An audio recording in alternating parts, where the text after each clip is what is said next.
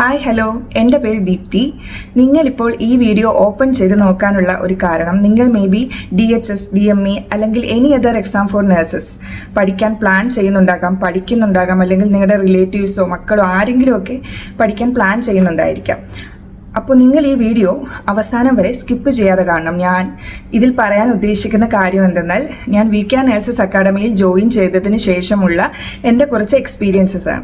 ഞാൻ എന്തിനാണ് ഇത് പറയുന്നതെന്ന് വെച്ചാൽ നിങ്ങളിൽ കുറച്ച് പേർക്കെങ്കിലും ഇത് കേട്ടിട്ട് ഒരു മോട്ടിവേഷൻ ഉണ്ടാകട്ടെ എന്ന് ഞാൻ ആഗ്രഹിക്കുന്നു. ഞാൻ 2020 ആദ്യമായിട്ടൊരു ഫേസ്ബുക്ക് അഡ്വർടൈസ്മെൻറ്റ് കണ്ടിട്ട് സൂരജ് സാറിനെ കോൺടാക്ട് ചെയ്യുന്നത്. എനിക്ക് DHS എക്സാം പ്രിപ്പയർ ചെയ്യണം, സാറിൻ്റെ ക്ലാസ്സിൽ ചേരണം എന്നൊക്കെ പറഞ്ഞിട്ട്.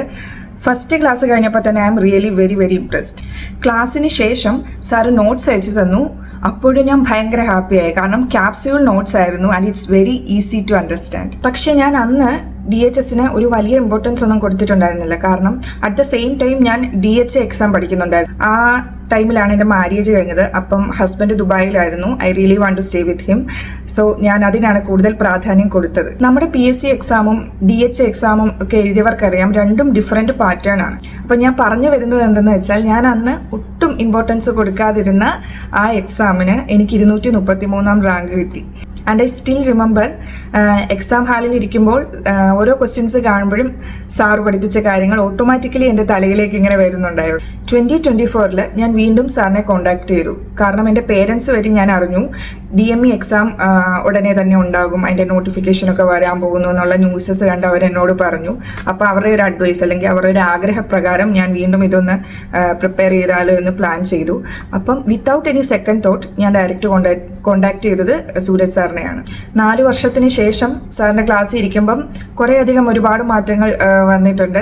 ഫസ്റ്റ് സാറിൻ്റെ ഹാൻഡ് റൈറ്റിങ്ങിലുള്ള നോട്ട്സ് ആയിരുന്നു തരുന്നത്, ഇപ്പോൾ പ്രിന്റഡ് നോട്ട്സ് ഉണ്ട്. അതേപോലെ ക്ലാസ് തുടങ്ങുന്നതിന് ഒരു 10 മിനിറ്റ് മുമ്പ് സാറ് വെറുതെ സംസാരിക്കും. സാറ് നോർമലി സംസാരിക്കുന്നതായിരിക്കും, പക്ഷേ നമുക്ക് അത് വലിയൊരു മോട്ടിവേഷനാണ്. 5 വർഷം മുമ്പുള്ള ഒരു മനസ്സായിരിക്കത്തില്ല നമുക്കിപ്പോൾ ഉള്ളത്. ഓൾമോസ്റ്റ് എല്ലാവരും തന്നെ മാരീഡ് ആയിരിക്കും, 2-3 കുട്ടികൾ കാണും, ലോൺ കാണും, അതിൻ്റെ ഇടയ്ക്ക് ജോലിക്ക് പോകേണ്ടി വരും, ഒരു 100 കാര്യങ്ങൾ വേറെ കാണും. അപ്പം അതിൻ്റെ ഇടയ്ക്ക് പഠിക്കുക എന്ന് പറയുന്നത് തന്നെ ഒരു വലിയ പ്രഷറബിൾ ആയിട്ടുള്ള ഒരു സിറ്റുവേഷൻ ആണ്.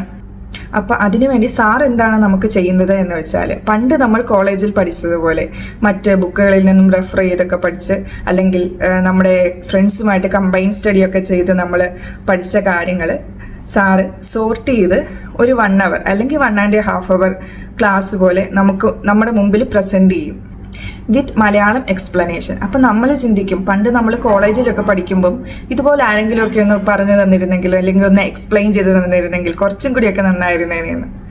എനിവേ, പറയാനാണെങ്കിൽ ഒരുപാടുണ്ട്, എങ്കിലും ഒരു കാര്യം കൂടെ പറഞ്ഞിട്ട് ഞാൻ നിർത്താം. 2020 ഞാൻ DHSന് പ്രിപ്പയർ ചെയ്യുന്ന സമയത്ത് എൻ്റെ അപ്പച്ചി, അന്നൊരു 70 വയസ്സൊക്കെ കാണും, എൻ്റെ കൂടെ വന്നിരുന്ന് സാറിൻ്റെ ക്ലാസ് കേൾക്കും. സാറ് എന്തെങ്കിലുമൊക്കെ കോമഡി മൊമെൻറ്റ്സ് ഒക്കെ ഇങ്ങനെ ക്രിയേറ്റ് ചെയ്ത് നല്ല എൻ്റർടൈൻഡ് ആയിട്ടായിരിക്കും ക്ലാസ് എടുക്കുന്നത്. അപ്പോൾ അത് കേൾക്കാൻ വേണ്ടിയിട്ട് അപ്പച്ചി എൻ്റെ കൂടെ വന്നിരിക്കാറുണ്ടായിരുന്നു. സോ അതിൻ്റെ ഒരു ഫൈനൽ റിസൾട്ട് എന്താണെന്ന് വെച്ചാൽ, ഓരോ ഇൻസിഡൻസുമായിട്ട് ഇങ്ങനെ കണക്ട് ചെയ്തൊക്കെ പറയുന്നുണ്ട്. ഒരു വട്ടം നമ്മുടെ മനസ്സിൽ കയറി കഴിഞ്ഞാൽ പിന്നെ അത് പോകത്തില്ല.